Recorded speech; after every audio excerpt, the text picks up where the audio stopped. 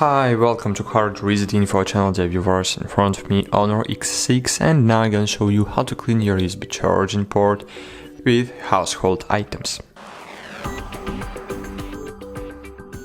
So to do it, you just need to have an old toothbrush. I recommend you not to use metal objects to clean your connector, to not to damage your USB charging port.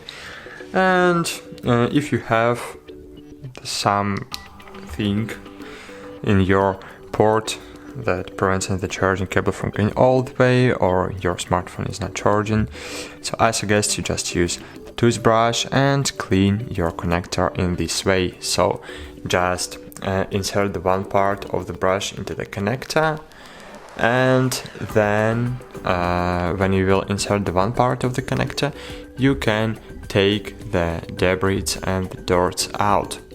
So to do it, just insert the one part of the brush and just brush the dirt out. In this way you can't damage your USB charging port because toothbrush is soft, and in this way you can clean your connector. Bye!